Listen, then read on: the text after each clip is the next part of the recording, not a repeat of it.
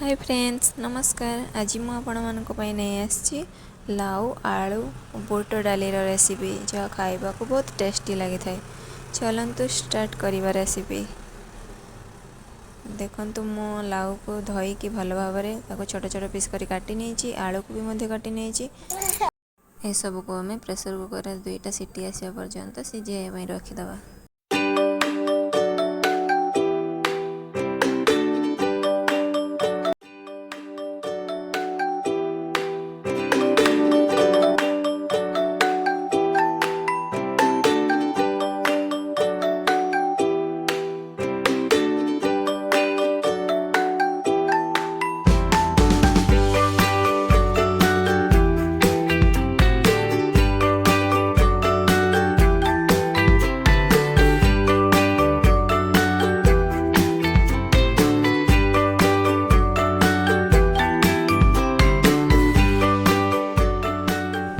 मसला मुझे गोटे पियाज को छोट छोट पीस रे काटी नहीं गोटे टमाटो को छोट पीस रे काटी नहीं अल्प अदा रसुण पेस्ट नहीं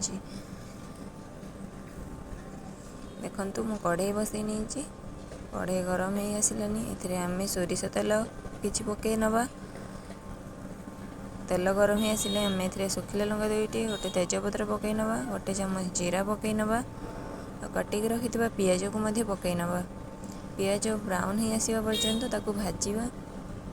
एथिरे आम 2टी गुजराती को छांचिकी पकई नवा पियाज हो आसलानी एथिरे आम अदा रसुण पेस्ट पकई नवा तार कंचा बास्ना जीवा पर्यंत आपको तेल रे भाजी नवा तापर एथिरे हल्दी गोटे चामच पकईदेवा गोटे चामच लंका पाउडर पकईदेवा कलर आसापी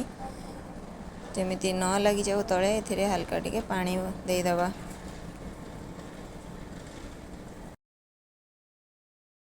आम काटिकी रखि टमाटो को पकई नवा टमाटो अब हो आसलानी देखते ये आम हाफ चामच गरम मसला पाउडर हाफ चामच धनिया पाउडर पकई नवा और भल भाव मिसई नवा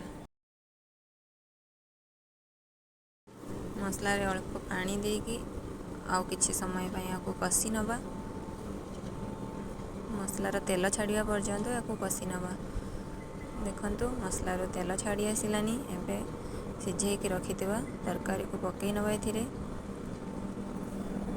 देखु केते सुंदर देखा जाउची आपण माने भी घरे बनेकी निश्चय खातु लाउ रो पिठा तो खाई निश्चय तो एमती भाव में तरकारी बनेकी खातु बहुत टेस्ट लगे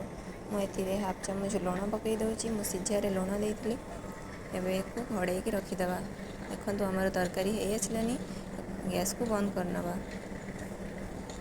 एवं मु प्लेट को सर्व कर आम रेसिपी केमिति लागिला निश्चय जनइबे। रहुची नमस्कार।